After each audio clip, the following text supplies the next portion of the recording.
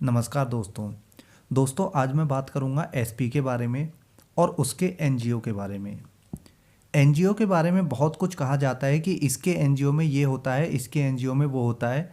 आज उसी पर इस वीडियो में चर्चा करूंगा कि इसके एनजीओ में एक्चुअल में वर्क क्या होता है। पहले बात करता हूं एसएसआर के बारे में कि एसएसआर और एसपी एक दूसरे के संपर्क में कैसे आए और कैसे इन दोनों में जान पहचान हुई और कैसे इनकी दोस्ती हुई। साल 2017 में एसपी ने अपने एनजीओ के थ्रू एक सेमिनार रखा था जिसमें एजुकेशन में आवश्यक चेंजेस के बारे में सुझाव मांगे गए थे। तो उसी प्रोग्राम में या सेमिनार में सुशांत को एज ए गेस्ट इनवाइट किया गया था। सुशांत उस सेमिनार में आया और एजुकेशन पर बहुत अच्छा उसने लेक्चर भी दिया था। इसके बाद एसपी और एसएसआर के बीच में जान पहचान हुई और दोनों के कॉन्टैक्ट एक दूसरे से कॉन्टैक्ट नंबर एक्सचेंज हुए। ये जो सेमिनार था ये एसपी के एनजीओ के थ्रू भले ही अरेंज हुआ था, लेकिन इसे ऑर्गेनाइज करने वाली जो कंपनी थी वो कोई और थी और उसी कंपनी ने एसएसआर को बुलाया था। खैर, इसके बाद दोनों की जान पहचान हो गई और यहीं से दोनों एक दूसरे के दोस्त बने थे। उसमें भी इस एसपी ने एसएसआर के साथ में एक खेल खेला था। खेल ये था कि एसएसआर, आपको पता ही है कि वो चैरिटी बहुत करता था। एसएसआर वैसे तो मुख्य रूप से एक ही एनजीओ से के साथ में जुड़ा हुआ था, लेकिन जो उसके फ्रेंड सर्कल में या दोस्तों में जो एनजीओज थे वो उन सभी एनजीओज में कुछ ना कुछ डोनेट करता रहता था। इसी बात का फ़ायदा उठाया था एसपी ने एसएसआर से अपने एनजीओ के लिए अनेकों बार डोनेशन लिया था। कभी बच्चों की एजुकेशन के नाम पर, कभी बच्चों के कपड़ों के नाम पर, यानी अलग अलग बहानों से एसएसआर के फंड लिया जाता था, जिससे कि एसएसआर को ये दिखाया जा सके कि ये बच्चों के लिए या लड़कियों के भविष्य के लिए काम कर रहे हैं। बल्कि रियलिटी में ऐसा होता नहीं था। वो सारा पैसा एसएसआर से लिया जाता था, वो अपने यूज में खर्च किया जाता था, ना कि उस एनजीओ के बच्चों पर। कह सकते हैं कि एसएसआर जब तक जिंदा था तब तक सोने के अंडे देने वाली एक मुर्गी की तरह था इस एसपी के लिए, जिससे ये जब चाहे एनजीओ के नाम पर पैसा ले लिया करती थी और जब चाहे अपने एनजीओ के फंक्शन में उसे बिना पेमेंट के बुला लिया करती थी।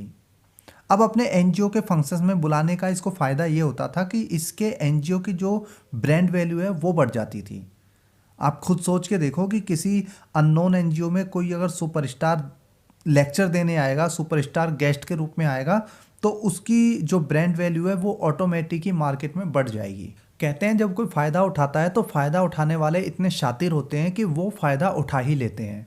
कोई फ़र्क नहीं पड़ता कि आप जिंदा हैं या मृत। एसएसआर के जिंदा रहते हुए भी उसे यूज किया गया और मरने के बाद भी उसके नाम को यूज किया गया। उसके नाम से उसके इंसाफ के लिए डोनेशन लिया गया, लाखों में नहीं करोड़ों में। देश ही नहीं विदेश से भी चंदा लिया गया। ये होता है जिंदा रहते यूज करना और मरने के बाद में यूज करना। एसएसआर का इंसाफ मांगने वालों को चुप कराने के लिए एक पूरी लॉबी ना सिर्फ अलर्ट है बल्कि 24 घंटे काम कर रही है। लेकिन हैरानी की बात है कि इस एसपी को उस लॉबी से ना तो आज तक धमकी मिली, ना आज तक इसे कोई भी कॉल मैसेज आया।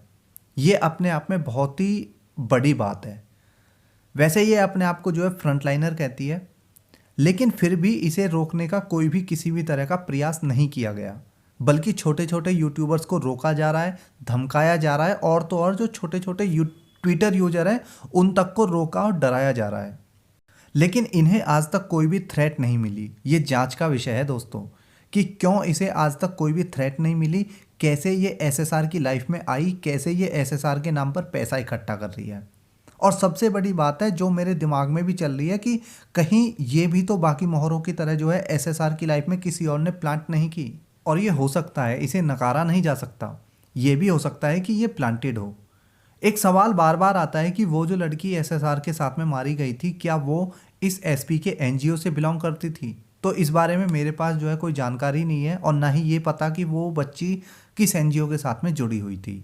लेकिन वो किसी ना किसी एनजीओ के थ्रू ही जुड़ी हुई थी, किसी ना किसी एनजीओ के थ्रू ही उस पार्टी में गई थी, ये क्लियर है। खैर, एसपी ने अपने एनजीओ की शुरुआत की थी 2016 में।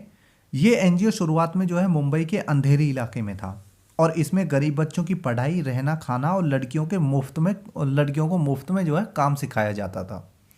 शुरू के 2-3 साल जो है एनजीओ बहुत ज़्यादा ना तो इसमें चर्चा में रहा था और ना ही इसे कोई खास जो है रिस्पॉन्स मिला था। लेकिन साल 2017 में इसे अंधेरी से पालघर शिफ्ट किया गया था। कहा यह भी जाता है कि इसे पालघर में शिफ्ट करने के लिए इसके जो फाइनेंसर्स हैं उनकी तरफ से इंस्ट्रक्शंस मिले थे।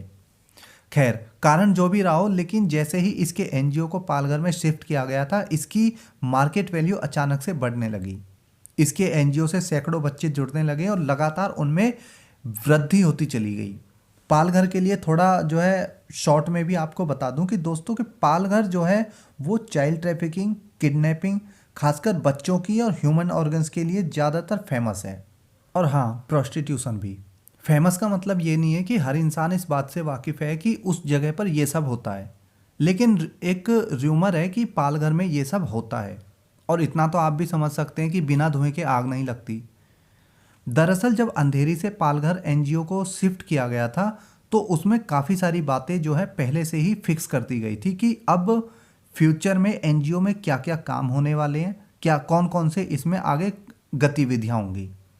पालघर में जाते जाते वहाँ पर जो है छोटे छोटे बच्चों की किडनैपिंग और उन्हें आगे बेचना, बच्चियों को ना सिर्फ बेचना बल्कि उन्हें प्रोस्टिट्यूशन के धंधे में उन्हें उतारने जैसे कामों में ये एनजीओ लिप्त हो गया।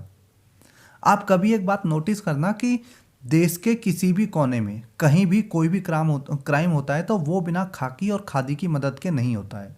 पालघर में 2 साधुओं की हत्या हुई थी, आपने भी सुना होगा। उस लिंचिंग के दौरान भी यह अफवाह फैलाई गई थी कि साधुओं को बच्चा चोर होने के शक में पीट पीट कर मार डाला गया। लेकिन सोचने वाली बात है कि अगर उन साधुओं को बच्चा चोर समझ भी लिया गया था तो क्या फैसला भीड़ करेगी? वहाँ खाकी वाले जो बैठ के तमाशा देख रहे थे उन्हें रोकने का प्रयास क्यों नहीं किया? वैसे तो कहा जा रहा था कि सिर्फ बच्चा चोरी के शक में उन साधुओं को पीट पीट कर मारा गया, लेकिन मैं कहता हूं कि अगर वो बच्चा चोरी कर भी रहे थे तो भी क्या उन्हें इस तरह भीड़ के हवाले करना समझदारी थी या कानूनी रूप से ठीक था? सच्चाई ये है कि उन साधुओं ने वहां पर कुछ ऐसा देख लिया था जो उन्हें नहीं देखना चाहिए था, कुछ ऐसा जो लोग नहीं चाहते थे कि वो सच सबके सामने बाहर आए, और वो सच सबके सामने बाहर ना आए इसीलिए उन साधुओं को भीड़ के हवाले कर दिया गया। वर्दी वाले ने उन्हें छुड़ाने की या उन्हें बचाने की कोई कोशिश भीड़ से की ही नहीं। जब तक वो साधु मर नहीं गए तब तक कंट्रोल रूम को भी जो है कॉल नहीं की गई। प्रॉब्लम ये नहीं थी कि वारदात या एक केस बाहर आ जाता, बल्कि उन साधुओं ने ऐसा कुछ देखा था जो पूरे इलाके में गोरख धंधे को उजागर करता। और उस एरिया में कोई 1-2 गैंग या 1-2 एनजीओज नहीं है जो ये काम कर रहे हैं या इस तरह के गोरख धंधे में लिप्त हैं, बल्कि एक बहुत बड़े लेवल पर ढेरों गैंग्स हैं, ढेर सारे एनजीओज हैं जो खाकी और खादी की मदद से ये काम कई सालों से कर रहे हैं। एसपी का एनजीओ भी जो है छोटी छोटी बच्चियों को अपने एनजीओ में ट्रेंड करता है और उन्हें आगे बड़े बड़े डीलर्स को जो है फॉरवर्ड कर देता है। इस काम के लिए बाकायदा इसे करोड़ों रुपए तो मिलते ही हैं, बल्कि जो बड़े बड़े अधिकारी हैं उनमें इसका उठना बैठना हो जाता है। आप लोगों ने एसपी की एक ऑडियो क्लिप ज़रूर सुनी होगी, कुछ दिन पहले जो है काफ़ी वायरल हुई थी। उसमें वो क्लियर कह रही है कि कैसे पिछले 15 साल से ज़्यादा समय से वह कमिश्नर के साथ में दोस्त है, सीएम के घर में उसकी बिना रोक टोक के एंट्री है। ये सब हो सकता है पहले से हो, एनजीओ के थ्रू है, मैं ये नहीं कह रहा हूँ, ये पहले से हो सकता है, इसकी दोस्ती और इसकी जो रिश्तेदारी है वो पहले से हो सकती है, लेकिन आज इसी एनजीओ के थ्रू ये उन बड़े लोगों की खिदमत कर रही है, उन्हें खुश कर रही है। उसी एनजीओ को हथियार बना के ये लोगों को ना सिर्फ जो है पागल बनाने का काम कर रही है, बल्कि एसएसआर के नाम पर डोनेशन ले रही है करोड़ों रुपए में।